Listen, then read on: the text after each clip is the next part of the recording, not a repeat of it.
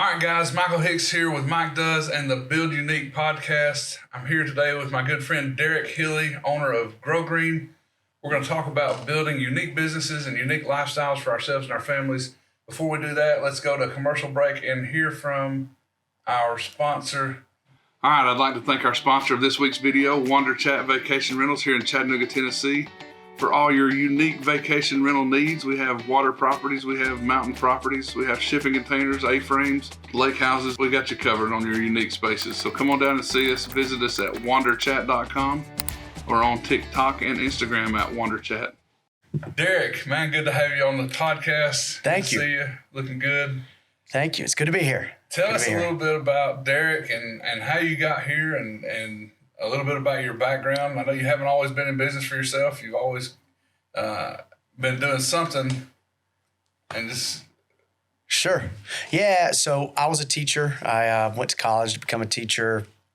And probably about 3 or 4 years into teaching, I just realized that I didn't want to try to climb that ladder and get into administration. Teachers don't make very much money. Administrators make more money, but still probably not what they deserve. So I just started looking at side hustles, and I didn't want another job. I wanted to build a business. So my side hustle was I was going to start buying rental properties, and I had very modest goals because at the time I just knew I wanted to buy rental properties. I wasn't very sophisticated about how the whole process works and everything. So I just saved up money, went to Alaska, was a commercial salmon fisherman, used a chunk of that plus some savings to buy a single family house that had a mother-in-law suite. So it wasn't a duplex, which is what I want. I wanted a single family because it would appreciate better. I knew a little bit of this. And I started renting the upstairs, and then I turned the upstairs into an Airbnb and did real well with that, and then used the equity from that house to buy 2 more rental properties. Then I used equity from those and it just snowballed. And probably 4 years after I bought my first rental property, and I also lived in the bottom of the first house I bought and then rented out the upstairs on Airbnb. I started making more money outside of teaching than I was inside of teaching. So it was kind of just a matter of time before I kind of got out of the teaching world and started my working for myself. And so you going back, you said early on, you realized you didn't want to climb the teaching structure, the teaching ladder, and end up as an administrator. It sounds like you knew you wanted more even early on.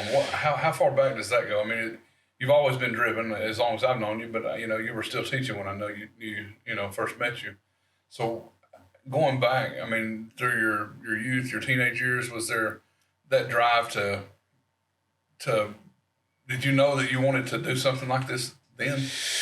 Somewhat. I knew I didn't want to be broke. My parents worked super hard. My dad worked 2 full-time jobs whenever I was a kid. He would get off work at 5 p.m. He'd go grab a bite to eat or come see us, and then he'd go to work at 7 p.m. and then work all night. And then on Sunday night, he'd go into work. He'd get off work 7 a.m. Monday morning, grab a biscuit, and go to work at 8 a.m. and work 8 to 5 through the week. And so they worked super hard. I saw how hard they worked, and I just didn't want to have to work quite that hard. Or I wanted more to show for it. It's kind of always been me, seeing how hard my parents worked and knowing that I needed more than, I wanted more than that. And I wanted to be, I guess the same thing, more for less, I want to be able to put in the work. Sure. And reap the benefits of it and enjoy myself a little more than what they did. Right. I didn't realize that, being self-employed and building a business required a lot more work than going to work 9 to 5. But it requires all the work. Yeah. You have to do everything starting out. But yeah, so that and once I got into teaching, I didn't want to be an administrator. I wanted to work with kids. Administrators don't work with kids; they manage adults. If I was going to be in the teaching field, I wanted to teach. And then just eventually, I just decided to. It was just a lot. I was coaching a couple of sports. I was teaching full-time, coaching those, and then running my business somewhere in between that, nights, weekends, and it was just hard. And the only thing that I was doing that if I stopped doing it would get replaced and somebody would keep doing was teaching. So I gave up my full-time teaching position. I still remained the wrestling coach at the school where I was coaching wrestling. And I did that for 2 years until basically the pandemic just kind of ruined a wrestling season. I wasn't able to stay because I was still substituting. I'd substitute 1 or 2 days a week. So I'd stay in the school, build rapport with the kids, build relationships. Kids knew who I was, and I'd still be able to pull numbers for the wrestling team. But then once they shut the schools down, it just lost traction, and I stopped doing that. Got the opportunity to. I didn't love flipping houses or wholesaling houses. I just didn't love all my eggs being in the real estate basket. So I started looking for a business. And for 10 years, I was a teacher, and I got paid once a month. Not very much, but I got paid once a month, and I was sure about it. And then, whenever you're flipping houses, this, sometimes you've got so much money, and then it just goes down, down, down, down, down, down, down. And you know that you don't have too much further it can go down, and you don't know when it's coming back up, because then you get a house under contract to sell, and it takes 60 days from then. This falls through, and it's just very stressful. And I just didn't like that, so I had the opportunity to buy GroGreen, so I sold some rental properties and bought that, and it was hard. It was all hard. Yeah. But it was So worth it. How did you end up there? I know it was a family connection, but how did you end up structuring that deal and making that transition? Well, I knew my father-in-law owned a lawn care business. I didn't know much. He's the kind of guy, he just goes to work every day, puts in a darn good shift. He goes home and he doesn't talk about how well he's doing or anything like that. I had no idea a whole lot about his business. Didn't know very much about it at all. But I knew I wanted something structured kind of like that. I was thinking more maybe pest control, something where I could go and make a respectable living and still be able to buy rental properties. Because I still loved, and I still do love, long-term hold rental properties. Sure. That's all I want to do in real estate is long-term hold. I don't want anything short-term. I just want that. So whenever I stopped teaching, I got away from that because I started having to make a living through real estate, and I didn't like that. So, long answer to your question, I just went to ask him for advice, and because he was probably 59 at the time, I didn't think he was anywhere near retiring. I knew he had did good business, and he's the kind of guy that he doesn't do things halfway. He does everything the right way. He dots his I's, he crosses his T's. He just is that kind of guy. So I just was going for advice, and he dropped some very subtle hints, a couple of here and there. I asked him if he was interested in selling his business, and he said, "Yeah, absolutely." Because I've already talked to a couple of sellers, and he said, "If you'll pay what they pay, we can figure this out." So I think that's important. You knew you were looking for something, and you were thinking about it. Yep. You were probably envisioning it and envisioning the lifestyle that you would have and what it would take to get that lifestyle. And then, that's a lot of times how these things come about, because you're having conversations about what you're looking for. And I know that's been the case with us. And, we'll say, well, we're looking for this, or we're wanting to do this. And you tell enough people you're wanting to do this, somebody will hear that and say, well, so-and-so's wanting to sell, or so-and-so's wanting to, retire soon. Or, well, hey, I have some rental properties that I'm ready to sell. So it's all, having the right mindset and thinking about what your future is going to look like in 5 years, 10 years, 15 years, whatever, and planning for that now and seeing that now, and the opportunities come, and they always have. Yep. Is that pretty much the way you experienced it? Yeah, if you don't get too tunnel visioned, and you're always moving forward. That's Sure. the thing, is just move forward. Next actionable step. I want to be here. So first I got to do this. Before that, I got to do this. And then you just walk it back to what can I do right now while I'm sitting here. So that's. I just finished the book, The Power of One More. Have you read that one? No, I have not. It, man.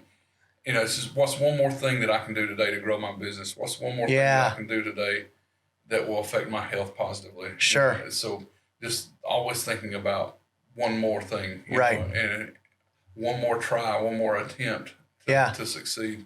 I love the thought process behind that. Yeah. You can always do more.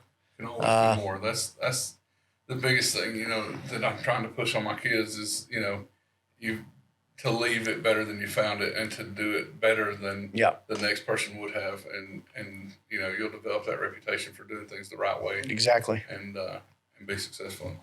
Yeah. There's not, for every business that's out there that's for sale, there's probably, I have no idea what these numbers are, but I bet most of them probably you wouldn't want to buy, just because the person ran it in such a way that there's probably not a lot of times it's not very clean. They don't even know exactly how much money they make. They have an idea. They know what they turn in their taxes, but they just don't dot their I's, cross their T's. And What's a lot of entrepreneurs? They're great at coming up with ideas. Right. I'm a creator and a visionary. sure. So my strong suit's not sitting at a desk and putting those numbers in the computer. Right. And so it's taken a lot of work for me to find the people that That's do it. that. That's it. And it took 7 years of trying to do it the wrong way. Right. To finally get to where, okay, well, now we have this system in place to make sure that it's done correctly, on time, and where it needs to be. Sure. Yeah. A thing that I learned that I got to where, I started out as a very poor time manager. But as my goals changed and I was trying to coach multiple sports, teach, I was engaged, and then married while I was doing all this, and then trying to do that and then run a business on the side, a respectable business that does things the right way. I start having to ask myself, what can only I do? If anybody else can do it anywhere near as well as me, I need to figure out who I can pay to do that and how much it costs. And sometimes I couldn't afford it and I had to do it anyway. Yeah. Or I'd have to get people to help me, or, call in favors or trade stuff. But there was something I just couldn't do well enough myself. You just can't, as you grow, you can't do it all.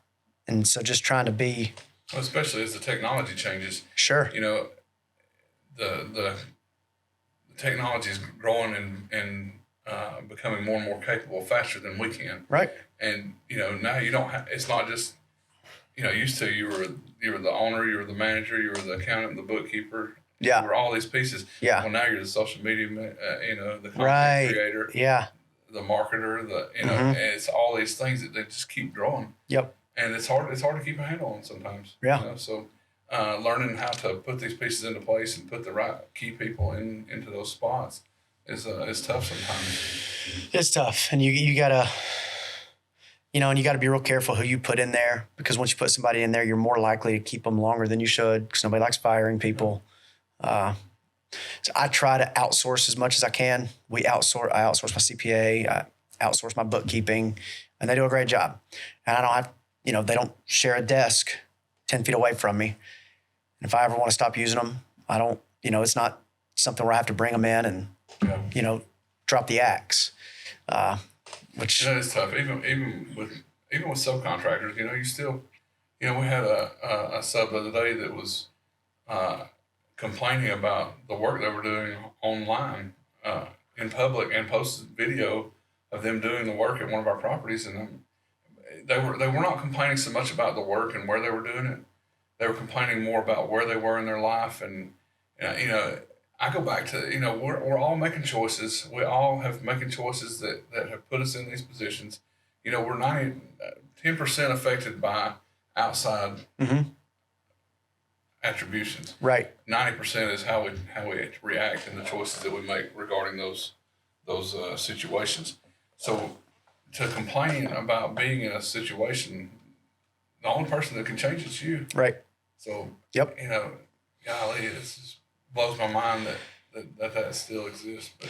Yeah, especially there's a quote I heard. I don't even know where I heard it, and I don't even know who said it. I need to Google it. It's your choices decide your challenges. Love that. Oh, it's fantastic. It just applies to anything, right? Like if you want to be, I went to college to become a teacher. That was challenging. It was tough. I had assignments to do, and there's, you're in your late teens, early 20s. You're not your most organized.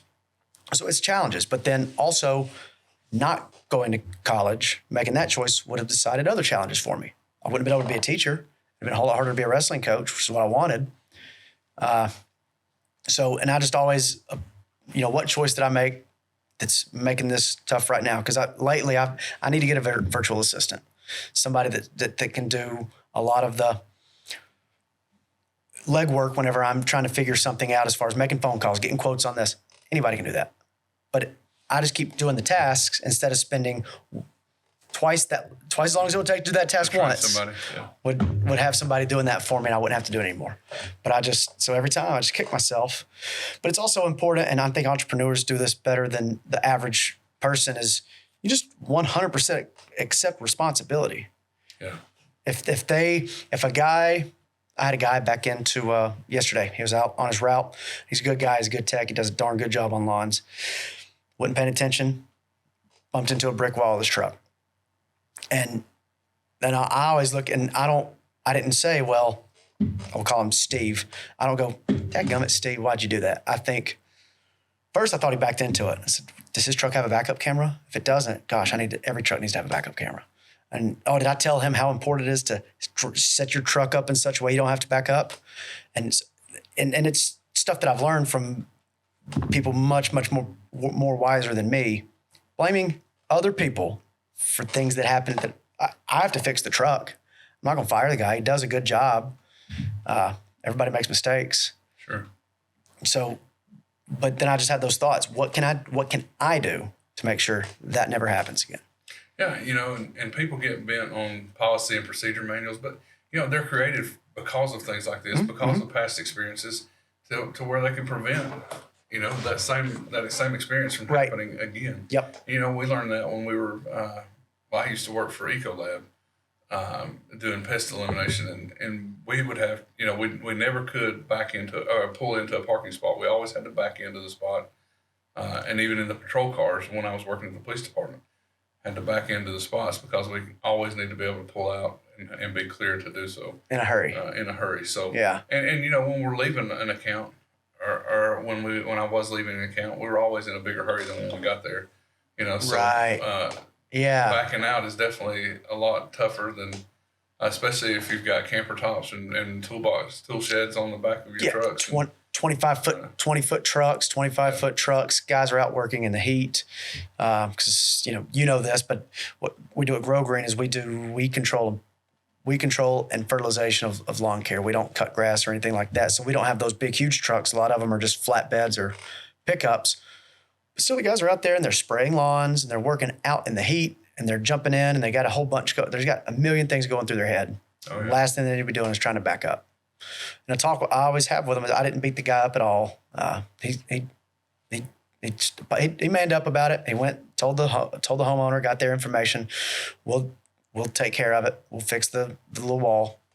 But he handled it the right way. And the thing we just always say is this time it was a little brick wall, a knee wall. It could have been anything. Yeah. If you can hit a wall that's been there for 20 years, you could hit a kid. Yeah. You could hit somebody's dog. It could have been anything. So learn this lesson this time, this way. Well, and that's what I think that shows to your leadership abilities too, to make it a teachable moment rather than a disciplinary moment. I think you can always make it, if it becomes habit, it's one thing. Right. But if it's, man, I know it's hot. I know you're tired. Look, I appreciate you owning up to it. What can we do different in the future to make sure this doesn't happen? I think that's huge, for you and your employee. Yeah, well, man, I'm a reluctant leader. I don't like being in charge of anybody but me. I don't like anybody to be in charge of me other than me. I could do it, but in order to do the things that I want to do, I've got to manage these guys. And our whole organization. I'm the general manager. I manage everything. And it's, how would I want to be treated if something like that happened to me? Sure. And a big thing is whenever somebody makes a mistake, do they realize they made a mistake? And do they realize it was their fault? That they could have prevented this? And if they do, then they've already done most of the work for me. I don't need to tell them how big of a deal this is or turn it into a discipline thing. Yeah, a lot of times it's as simple as, what'd you think about that? And they'll say, man, that was dumb. I shouldn't have. Well, you going to do that again? I said, no. So how are you going to keep that from happening next time? And it's, this kind of tone. And they'll say, I'll probably just, okay. That's it, man. Go have a great day. With this big phrase, we just go make it a great day. Make it a great day. I love that. So what about this business do you like the most? What piece of this, the scalability, the the customer interaction, what piece of it makes you come to work every day? It was probably the kind of the business model that once I get a customer, if I do the job well, I keep the customer until they move. Occasionally we might get undercut by some big national competitor, but not often. But it was more just the business. I wanted to own a business for myself, and I wanted it to be something like I wouldn't just do anything. I've always been interested in having a nice, clean lawn, nice landscaping. I've always kind of been interested. I had one house whenever I was in college I rented, and people said, I always saw this house. I thought an old lady lived here because I had petunias. I had all kinds of flowers and shrubs, and I'd be out there trimming them. So I've always liked that stuff. Like just flowers during the week and Jello wrestling on the weekend. I don't know what you're talking about. But yeah, so it was a business. The business model where if I keep my customers happy and I do a good job, we go, because we added a lot of customers this year, more customers than we have probably ever in one year. But that's also because we're bigger than we ever have been. So percentage wise, we're growing. Most of those, I think it was like 2/3, somewhere right around there, of our new leads came from referrals. Not from marketing. That's huge. Yep. It means a lot. And it's so easy to sell because they'll say, because we're not as cheap as some other people. But I'll say, well, how'd you hear about us? Well, such and such lawn, how'd their lawn look? Well, it looked great. It's best in the neighborhood. So then it doesn't matter. It's advertising for you. Is that an extra $40 a year? Is it worth that to you? And I don't have to say that. I'll just say, no, okay. So, and then boom, the sale's pretty much made based on what they saw. And they call the office. Somebody answers the phone. They don't get a dial 9 for this, dial 2 for this. We answer the phone. We try our best to take care of the problem, and we're a customer service company that does lawn care. And it was my father-in-law that built the company and started the company. It's not a franchise or anything, and I'm just super proud of the way he does business. It's not you got to make a profit. Yeah. If you don't make a profit, you don't have business. You go out of business real quick.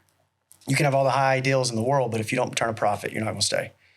But he did that by providing excellent customer service, not by, just only looking at the dollars. Sure.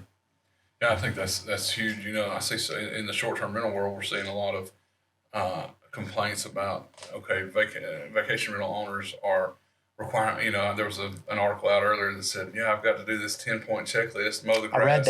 I read that. And all these things before I check out. And, so it's given some of these vacation rental hosts a bad name. And that's, where I feel like, where you might not always be able to compete with your property, you can compete with your service. Right. And you can always do better with your service than the next person, because not everybody's willing to do that. Right. And, my favorite part about this business is the scalability. You look at, the lifetime value, and that's things that, going back to insurance sales, when I've done a little bit of everything because I hate it. I hate working for somebody else. So I'm sure. like, what's the next thing I can do that gets me out of this? Right. So it's like you learn phone sales, and you learn, what's the lifetime value of this customer, and what's the customer retention rate, and how many contacts do I have to sell or to make to create a sale, or how many leads do I have to get to make so many contacts to make so many sales.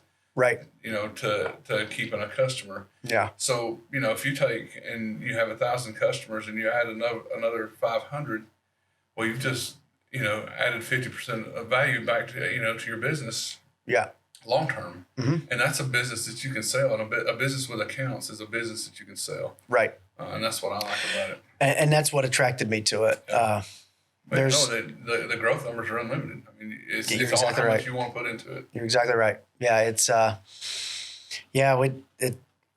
we've had growth every year. The business is 21 years old. I've been involved. This is my second year involved. Last year we grew somewhere around just over 20%. We're on pace to match that, if not exceed it this year.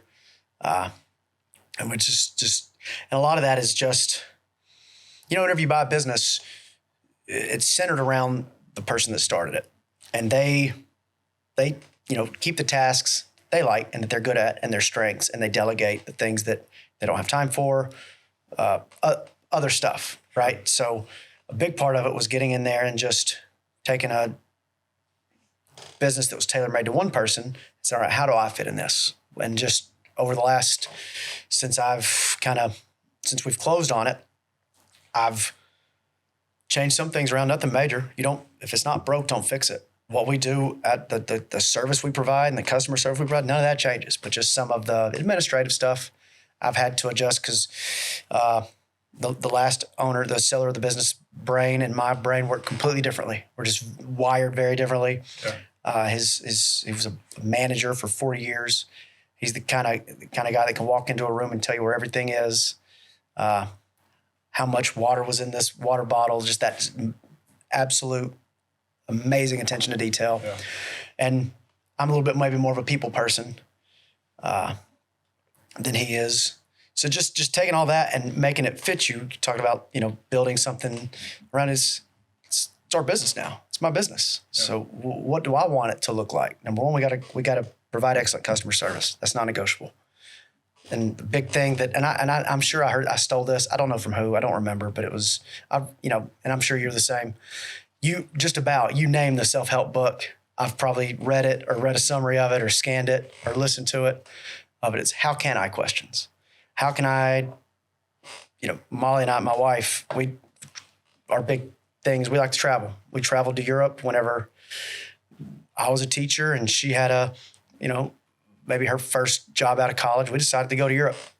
How can I do that? And we just figured out a way to, okay. And Clark Howard. Are you familiar with Clark Howard? Yeah. You might know this. He started a travel agency, sold it at age 35 and retired. And so then he started like a basically travel radio show. Anyway, it's just what he said, and I stole this from him, which is another thing we can talk about. Everything I know just about I've stolen. Not stolen. People put it out there. Hey, use this. Try this. Yeah. And I adapt it. That's what people say. Oh, you're so creative. I love what you've done with these houses. I was like, look, I take an idea and then add my spin to it. Right. I mean, it's not. I'm not the first at doing these things. Right. I'm just making it mine. Right. And that's important because no organizational method is going to work for you the exact same way as it works for me. Sure. We would ask those how can I questions whenever I decided we wanted to travel. So how can I do that? So we found the cheapest flights, and Clark Howard says, figure out why you want to go there. So we found, turns out whenever we started doing the research, traveling we went to Spain. It was the same as traveling in the U.S. plus the flights. So we just used our income tax rebate. So it was basically to cover the flight. And then other than that, it's like a trip to Florida. You pay this much a night. You're going to spend this much on food. It's very similar most places you've gone. If you go to a big city, you pay more. Sure. You go to Madrid, you're going to pay more than, Sevilla or somewhere like that. So we just figured out how we could do that. And as our careers have grown and things have grown, we can be a little bit pickier about where we want to go. But usually there's, a range of things we could do. But that's just one example. We did the same thing I want to buy a rental property. How can I do that? Well, you can pay cash for it. Well, I can't pay cash for it. I'm a teacher. So that was a big thing that we did is just, and again, I don't know where I learned it, but how can I questions? Those are really important to me. The how can I mean, I look back and see, when you were getting started and still teaching and wanting to buy your first rental properties, you were coming to the Real Estate Investor Association meetings and talking with others that were doing it and learning and trying to figure out the best way and the best route to it. And you figured out and did it. And that's the biggest thing, A, you figured out how can I, and then B, you went and did it, Right. And I think a lot of people, they spend a lot of time on the how can I, but they never do. Right. Yeah. And even before I was already an investor before I ever went to the first meetup. Sure. Because I'd already bought a house that I had planned. I didn't know anywhere. I mean, I knew, looking back, I basically knew nothing, but I knew if I bought a house that it was a HUD, foreclosed home. I knew if I bought a house that was undervalued, that I would at least have some equity. I didn't know a whole lot about what equity was or how to use it at that moment. But then I also knew that it had a mother-in-law suite.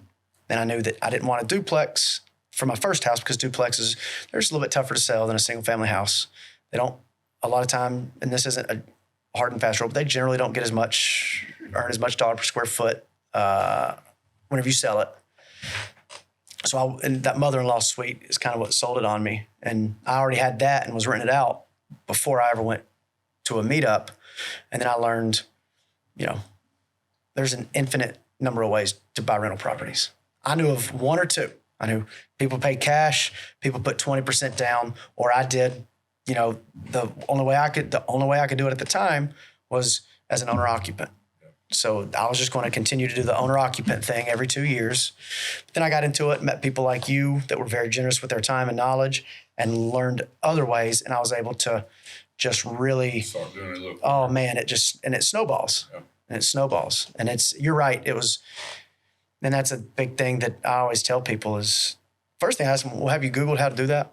And I said, well, I talked to this one guy, and that's fine. That guy might tell you, but he can only tell you what he knows. Sure. The internet's full of a million different ways to do it. And almost the first thing it says is go to your local real estate meetup. So that's what I started doing. Yeah. I think that's one of the best pieces of advice is to somebody that's starting out in real estate is just to go to a local meetup. Yep. Start talking to other people and seeing what other people are doing. Yep. So what drives Derek? What is the driving force behind Derek? Going back, even 15 years, what is all? Sure. I know you're competitive. Yeah. But what's the drive behind that? I think about that a lot. And you kind of gave me an idea of some of the questions you'd ask me.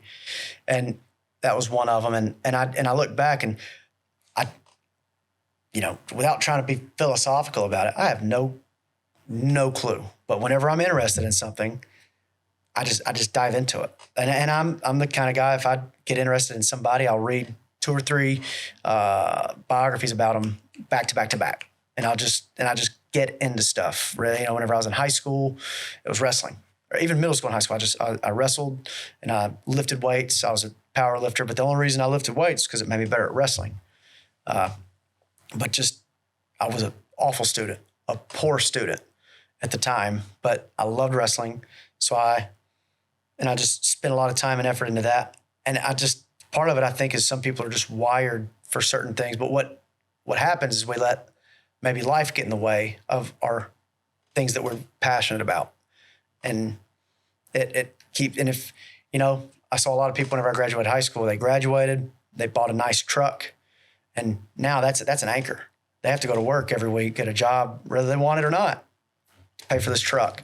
So I just was lucky enough to see that and decided I want to be a teacher and a wrestling coach. So then I go to college.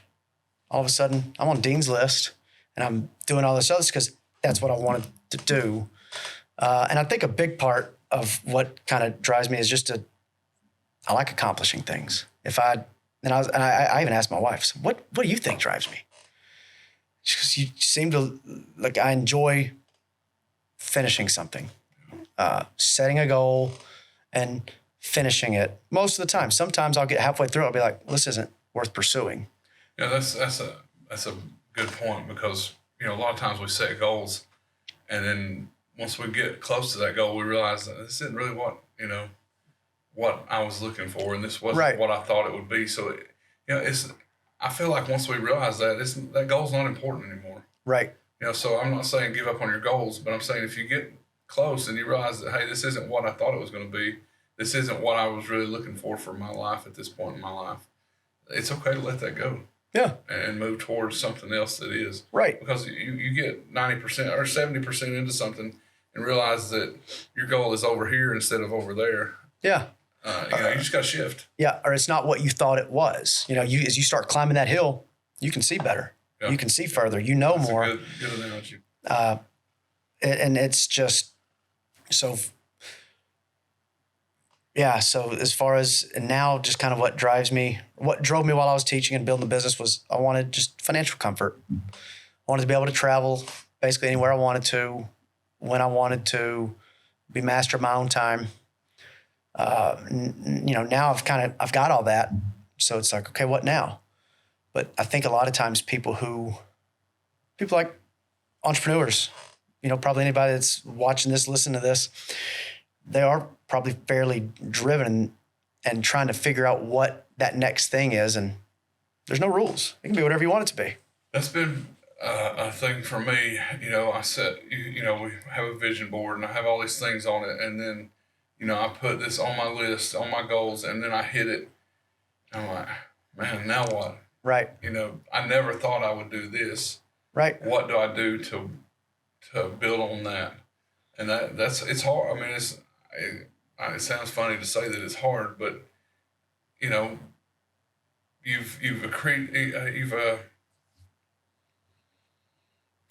achieved this level of satisfaction. Mm-hmm.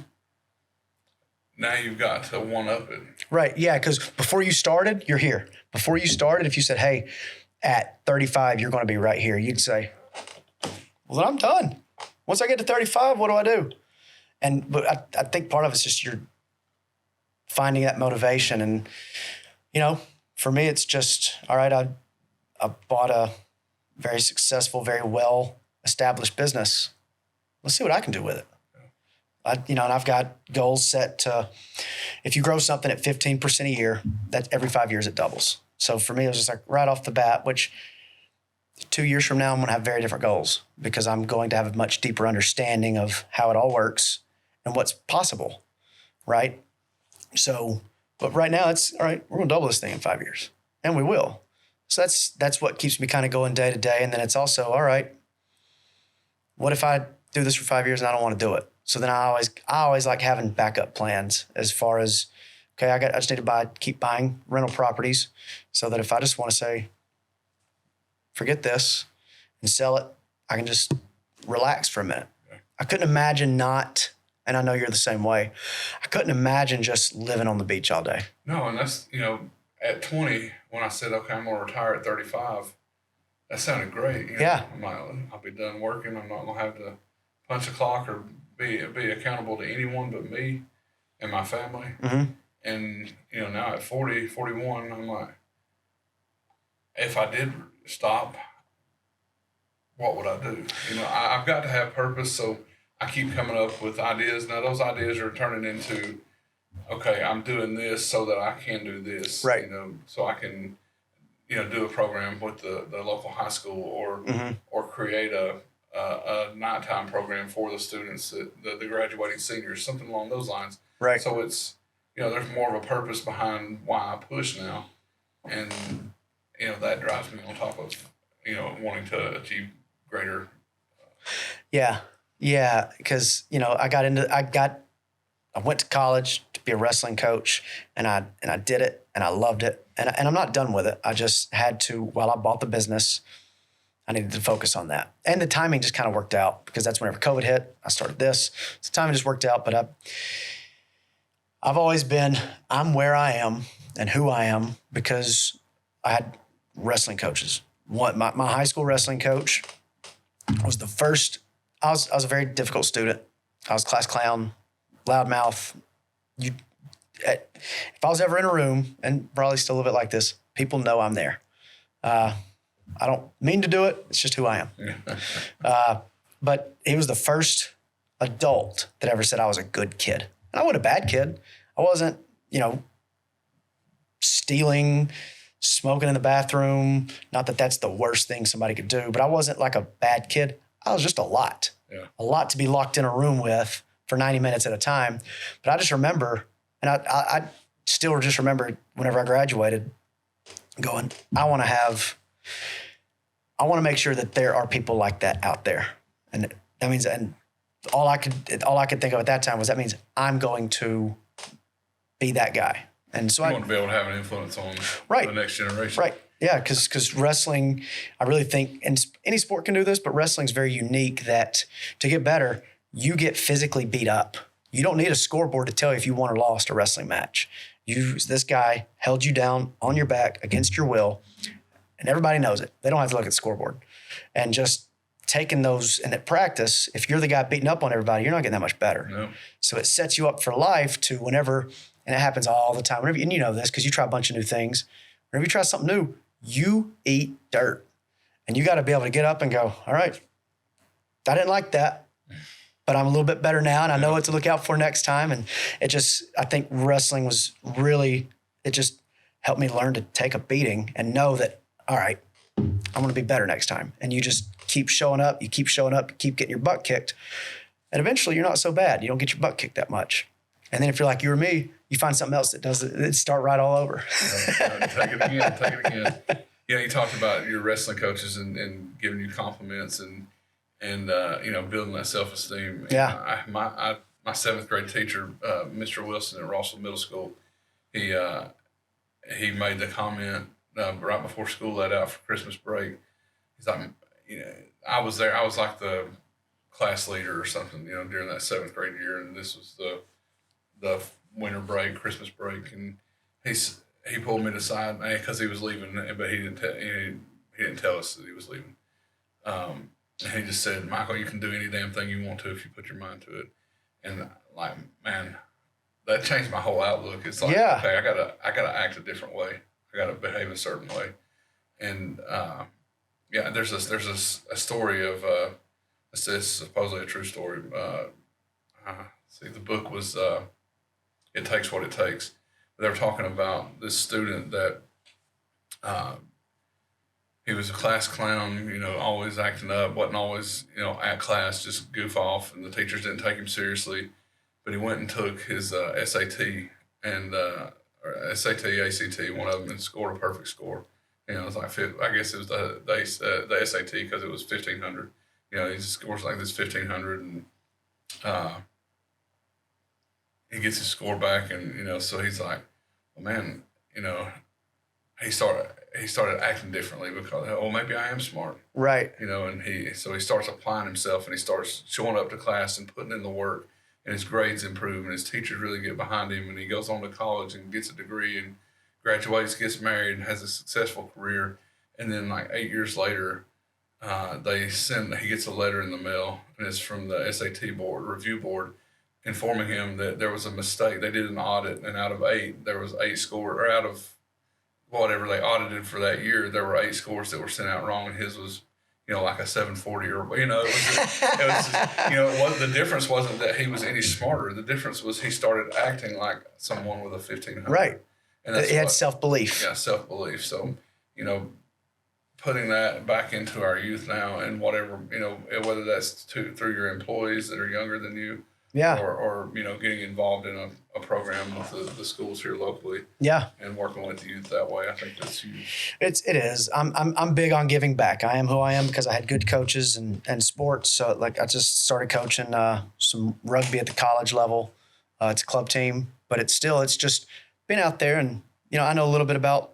I've been playing rugby for 12 years. Still jump out there every now and then. I love the sport. I love it. I love the characteristics of it. There's a lot of wrestling coaches. There's not very many rugby coaches. So it's just an opportunity for me to kind of just give back to the sport a little bit.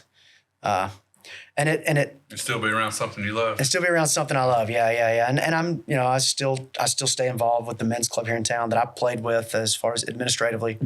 I help organize fundraisers and things like that. Most of the other guys do most of the heavy lifting and the leg work, but I'm just kind of institutional knowledge and those sorts of things. But I just think I think it's important to give back to what helped you get there, because had I not had Coach Thornberry, who knows? I might have never amounted to much. I might not even graduate high school. The main reason I like going to high school, so I got to see my friends and I got to wrestle.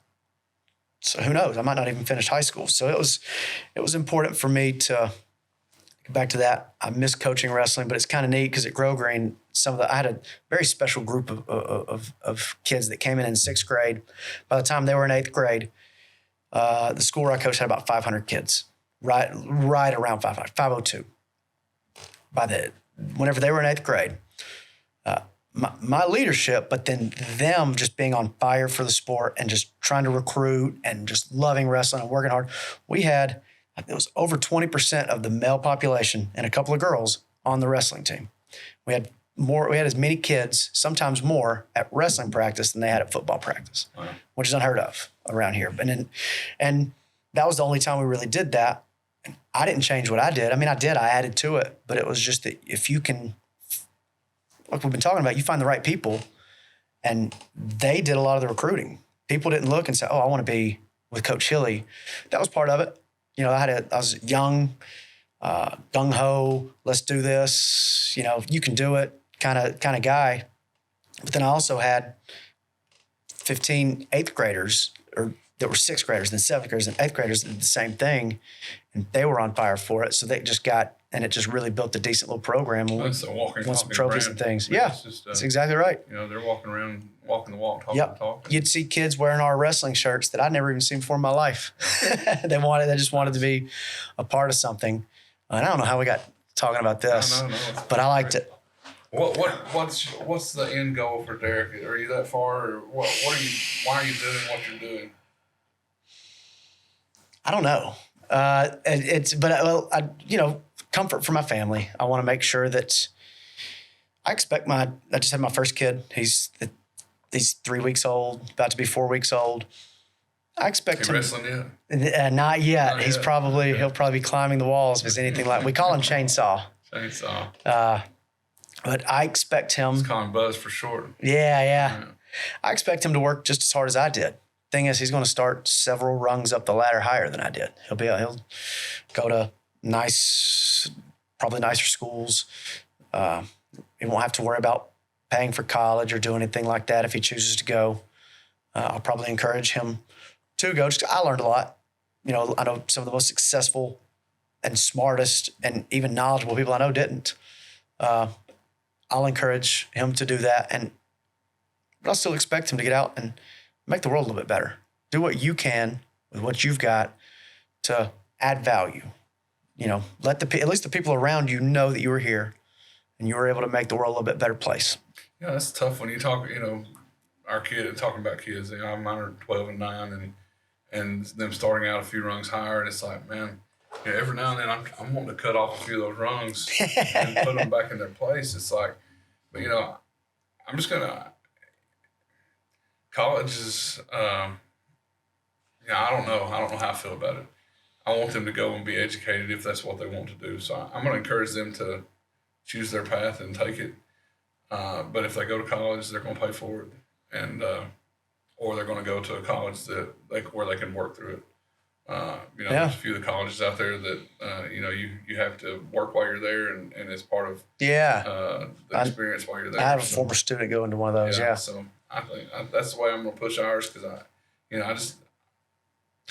feel want it, appreciate it more if they're going for it. But yeah, if they want it, they'll make it happen. Make it happen. So I've got a 3-week-old. Yeah. I don't know what some of the people I know that have had some of the coolest lives didn't have to pay for college, so they didn't have to worry about whenever they graduated.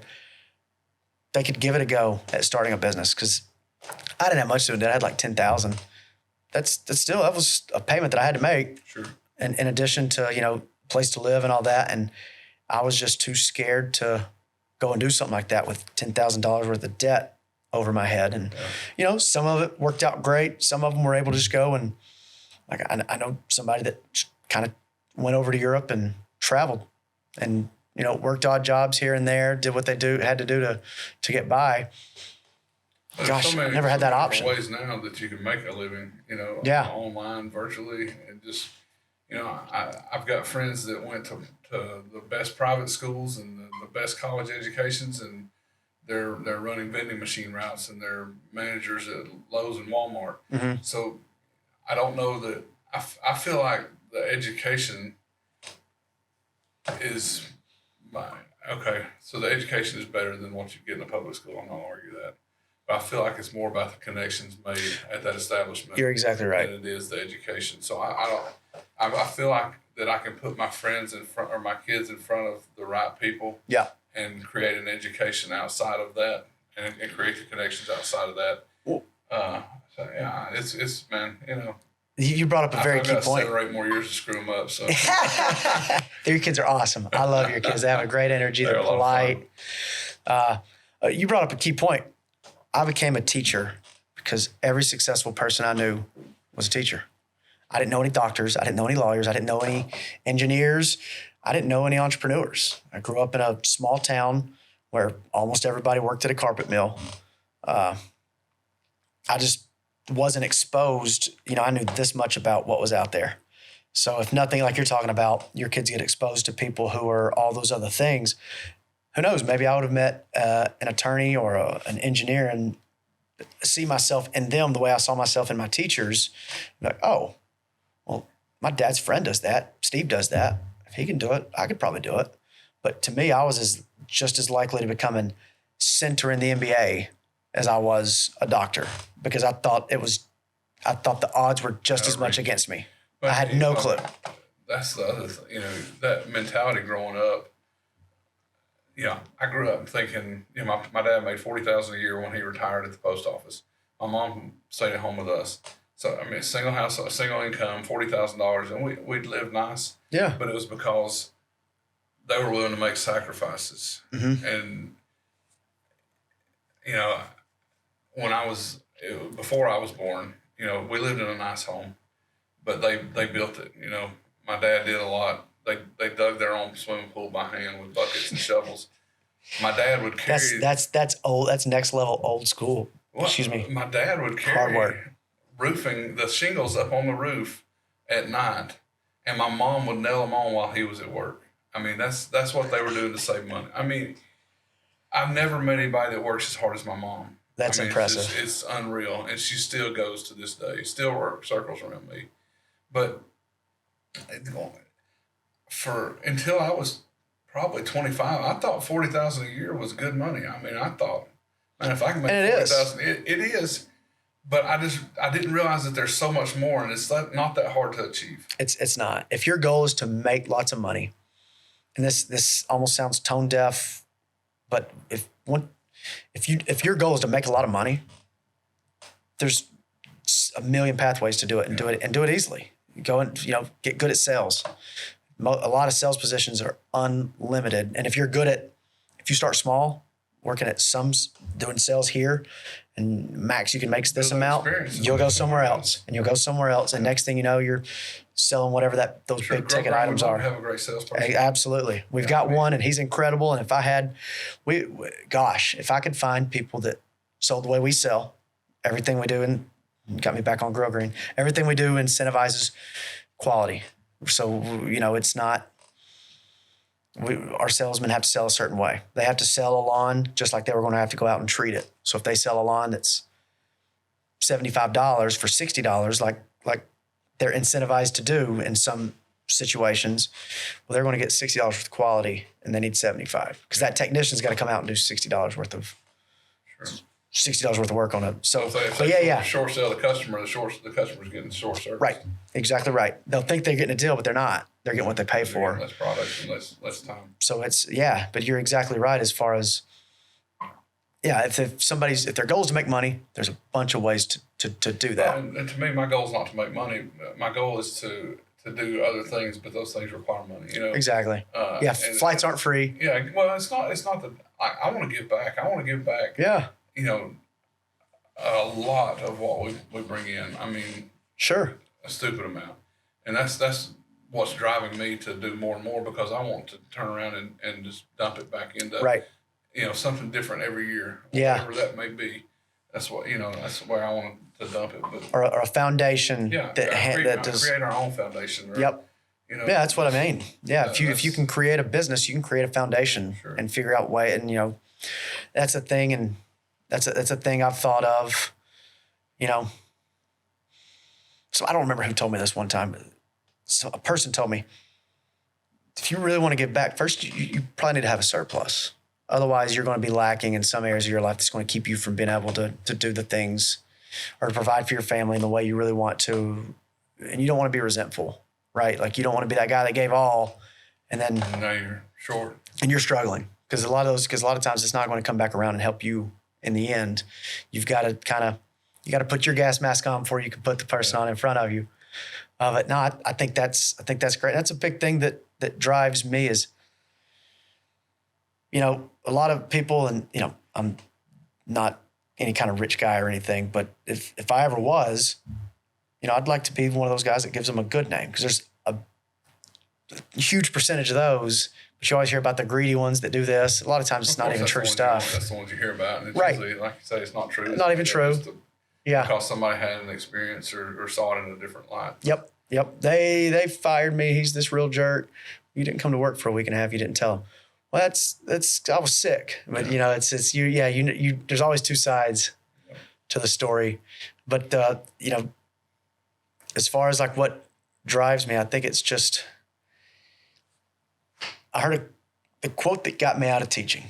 What made me stop teaching was, and I don't know who said it, but it's what a man can be or what a person can be, they must be. So it was just like, okay, I'm in a spot where I've learned how to buy real estate, make money, and build this. And now that I'm here, I know there's a whole lot of other ways to turn this into something. And not everybody has been fortunate enough to meet the people and have the experience I have that have taught them that. I am fortunate enough to have that. So it was kind of just, let's see what I can do. Let's see what I can do. I've taught for 10 years, 9 years, enjoyed it. There's other things I can do inside of that.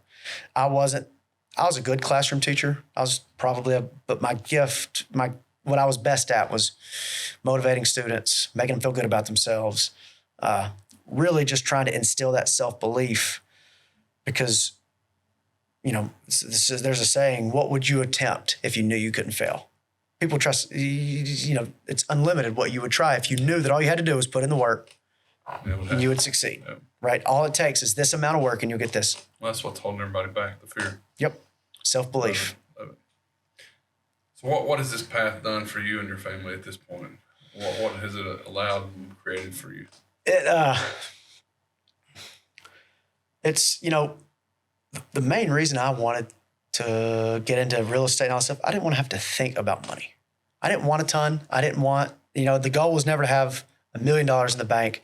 It was to live, it was to not have, you have to think about money, but I don't have to worry about it. We live in a way that we've always lived below our means. So it's, if there is something I want or there's somewhere I want to go, we don't have to struggle too much for that because we live below our means. And whenever that wasn't enough, you just went out, you got more means. Figured out how to bring in more means, and it's done that, and was my big goal.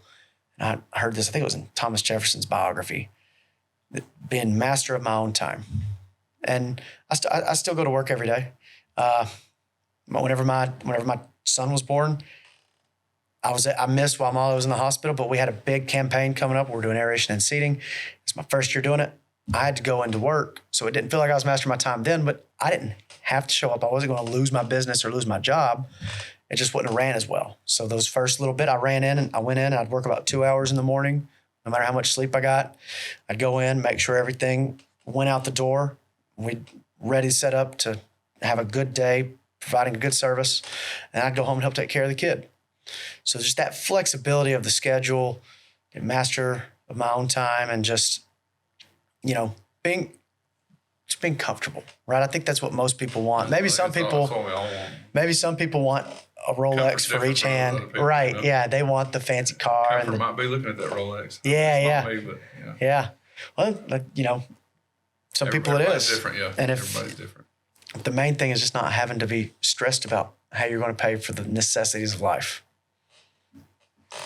So what advice would you give someone that's just starting out that might want to go in the path of GroGreen and the real estate path, or just building a business that is contract based and sales based?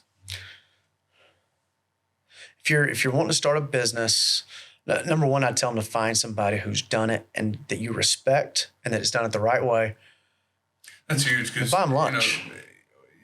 Take and learn from somebody rather than trying to reinvent the wheel. Yeah, why would you do that? People do that all the time. They'll say, "Hey, I want to do this, and this." So where'd you get all that? Well, I was just thinking about it. That's a lot of energy you put into this. Earlier, what you're wanting to do has already been done. Yep. Most of the time, 90% of it at least. Probably 99. I mean, it's already been done, and just hasn't been perfected or hasn't been done the way you want to do it. So go and find that person and learn from their mistakes. You'll shave 15 years off of your career right there. Yeah. And in the worst 15 years. Yep. So yeah, learn from somebody that's done it already. And if you're wanting to do if your business involves having the same customers for a long time, by golly, you better treat your customers right because they're paying your bills. Oh yeah. And even more than that, it's just the right thing to do. If in business you have to make a profit. So But not at the expense of your customer. right, because number one, that's just bad business because you're gonna lose that customer. You're gonna lose that customer, and you're gonna lose every person that they tell you that they talk to. Yep, however many that is, you're gonna lose all them too because they're not even gonna give you a chance. And the way we really try to do it, and our whole team buys into this, is just do it the way you'd want it done if this was your yard. Yeah, these are people that care about their lawn. You know, not everybody does, and that's fine. But the people that get to us, they care about their lawn, and they want it to look good. They expect a certain quality, and it's our job to give it to them. And that's the advice I'd give. And one thing that I struggled with early on was confidence. That was my big, and people would never, because people, if anything now, I'm probably overconfident, which probably just I'm loud. So it's just that cockiness that maybe sometimes I put off. It's a long, and maybe maybe for a long time, it was compensating for not really deep down believing in myself. But what I found a way around that was to find a process that I believed in and follow that process. And then you realize, okay, so it's not even just about, I'm not special. I don't have to be special. If I do this the right way and I go the right steps and I don't take shortcuts and I follow every step and connect every dot, this will happen, right? Like if you save up, you wanted to buy a rental property and you save up 20% and you have halfway decent credit, you can go buy that rental property, right? Like it's that end goal, walking it back to what you have to do. And if you don't believe in yourself, find a process you believe in. At least that was what worked for me. It might not work for anybody else. It might be the worst advice in the world. I don't know. But it's what I did. Love it.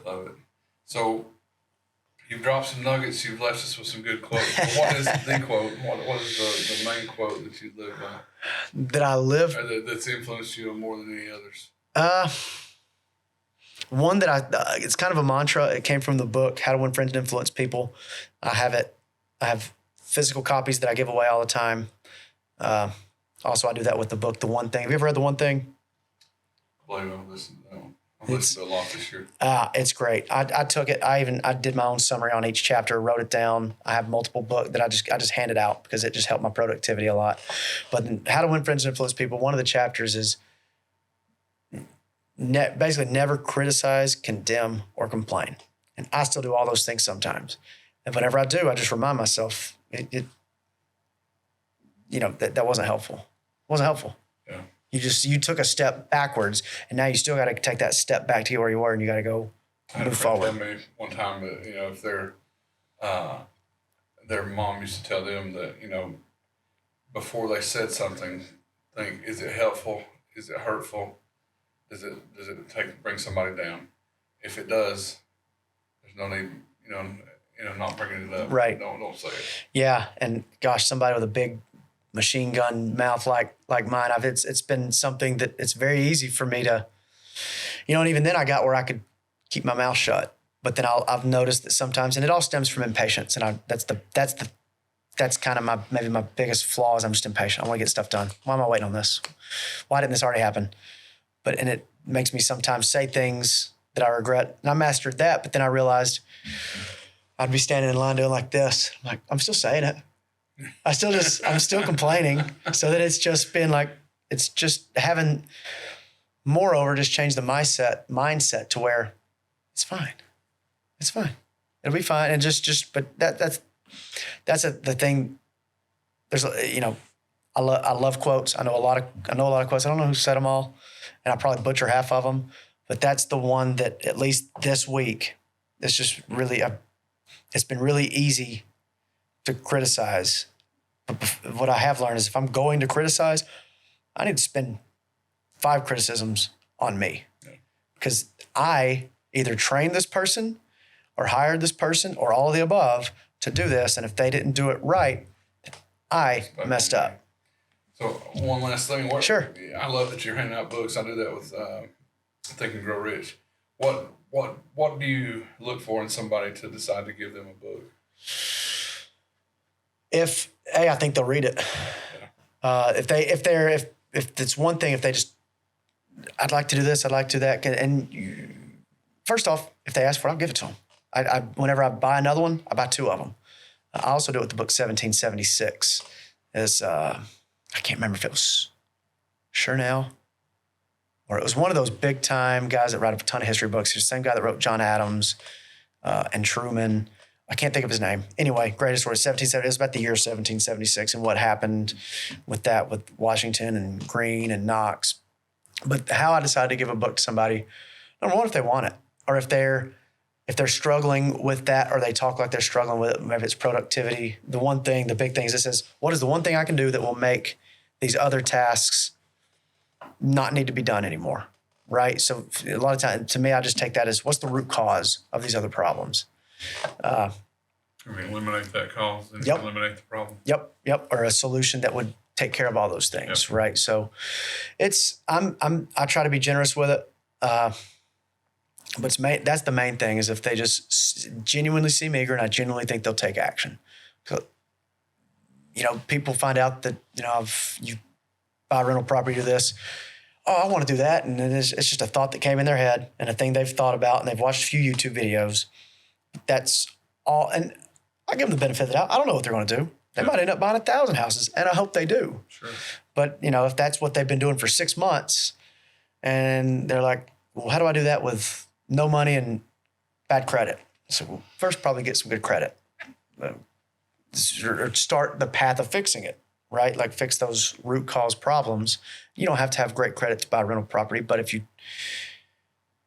have bad credit, there's a decent chance that you're going, even with money, you're going to possibly make those same mistakes again, whether it's whatever they were. Sometimes it's just bad luck. But yeah, that's the big thing is if I think they'll take action and they're genuinely interested.